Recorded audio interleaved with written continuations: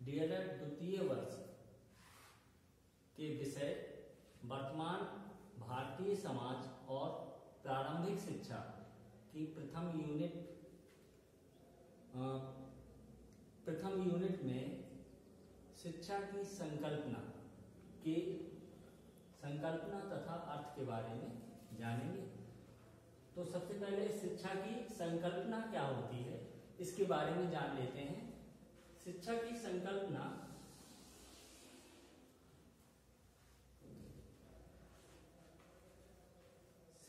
संकल्पना इतनी विस्तृत और व्यापक है कि इसमें भिन्न भिन्न शिक्षा शास्त्रियों, विद्वानों, दार्शनिकों और समाज शास्त्रियों ने इसके भिन्न भिन्न अर्थों को बताया है।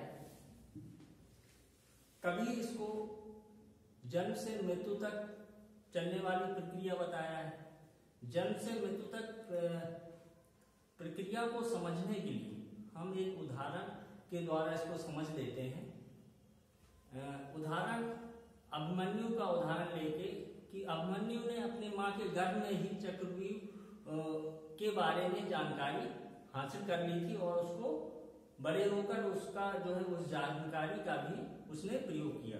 तो हम कह सकते हैं कि बच्चा जब गर्भ में होता है तब ही वो अपने माँ के द्वारा शिक्षा ग्रहण करने लगता है। और कई शिक्षा विधियों ने इसे कक्षा कक्ष तक ही सीमित रखा है। कक्षा कक्ष से तात्पर्य यह है कि कक्षा में पढ़ाई के दौरान सिर्फ सैद्धांतिक चीजों पर ध्यान दिया जाता है, व्यवहारिकता पे नहीं दिया जाता। तो कहने का मतलब है कि जो विद्यालय शिक्षा है वो सैद्धांतिक रूप से होती है, इसमें व्यवहारिकता नहीं आती। व्यवहारिकता तब आएगी जब हम समाज से जुड़ेंगे, तब हमारे अंदर व्यवहारिकता आएगी। ठीक है, तो ये तो इन्हीं शिक्षा की संकल्पना को जो है कई 3 भागों में बांटा है। 3 भागों में कौन कौन सी शिक्षा हमारी अवधारणा है। नंबर 1 है शिक्षा की संकुचित अवधारणा। नंबर 2 है शिक्षा की व्यापक अवधारणा। नंबर 3 है शिक्षा की वास्तविक अवधारणा। तो आइए एक एक करके हम इनको जान लेते हैं कि शिक्षा की ये अवधारणाएं क्या कहती हैं। शिक्षा की संकुचित अवधारणा क्या होती है। शिक्षा की संकुचित अवधारणा से हमारा तात्पर्य है कि शिक्षा जो है, शिक्षा का आशय बालक को विद्यालय या विद्यालयी शिक्षा देने से है। विद्यालय में जैसी शिक्षा दी जाती है उसको हम संकुचित शिक्षा की अवधारणा कहते हैं। विद्यालय में सभी चीज निर्धारित होती है, पाठ्यक्रम निर्धारित होता है, स्थान निर्धारित होता है, वहां पढ़ाया जाने वाला जो भी शिक्षक है वो भी निर्धारित होता है। कहने का मतलब हर चीज वहां पे निर्धारित होती है, वहां पे सैद्धांतिक जानकारी दी जाती है हमें, कोई व्यवहारिकता उसमें जो है नहीं होती है। इसी वजह से इसको संकुचित अवधारणा कहते हैं शिक्षा की। दूसरी अवधारणा के बारे में हम जो है जानने से पहले हम कुछ परिभाषाओं के बारे में जान लेते हैं। कुछ विद्वानों ने संकुचित अवधारणा के बारे में कुछ परिभाषाएं दी हैं। प्रोफेसर ड्रेवर के अनुसार इन्होंने कहा है शिक्षा एक प्रक्रिया है जिसमें तथा जिसके द्वारा बालक के ज्ञान, चरित्र तथा व्यवहार को एक विशेष सांचे में ढाला जाता है। ये प्रोफेसर ड्रेवर के अनुसार कही गई परिभाषा है। आगे और भी परिभाषा है, इसको हम आगे जानते हैं। अभी आइए कुछ और शिक्षा की समुचित अवधारणा की कुछ और परिभाषाएं जान लेते हैं। जैसे J.S. मैकेंजी के अनुसार इन्होंने बताया है कि समुचित अर्थ में शिक्षा का जो अभिप्राय है हमारी शक्तियों के विकास और उन्नति के लिए चेतनापूर्ण किए गए किसी भी प्रयास से हो सकता है। इन्होंने कहा है समुचित अर्थ में शिक्षा शिक्षा का जो अभिप्राय है हमारी शक्तियों का विकास और उन्नति के लिए चेतनापूर्ण किए गए प्रयासों से हो सकता है। नंबर दूसरा परिभाषा है G.H. थॉमसन के अनुसार, इन्होंने बताया है कि शिक्षा एक विशेष प्रकार का वातावरण है जिसका प्रभाव बालक के चिंतन, दृष्टिकोण तथा व्यवहार करने की आदतों पर स्थायी रूप से परिवर्तन के लिए डाला जाता है।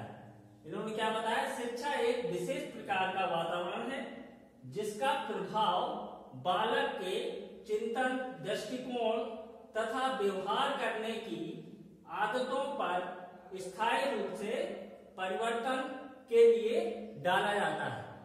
ये परिभाषा G.H. थॉमसन के अनुसार दी गई थी। आइए अब आगे शिक्षा की व्यापक अवधारणा के बारे में आइए अब जानते हैं शिक्षा की व्यापक अवधारणा क्या होती है, इसके बारे में जानते हैं।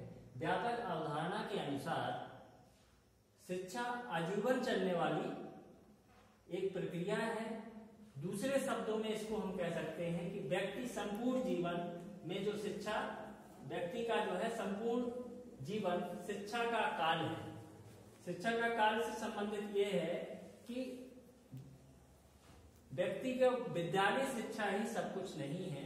विद्यालय शिक्षा के अलावा हमें जो है व्यक्ति के जो अपने समाज, परिवार और अन्य स्थानों से भी वो ज्ञान प्राप्त करता है, शिक्षा प्राप्त करता है, जिसके द्वारा वो जो है अपना सर्वांगीण विकास कर सकता है।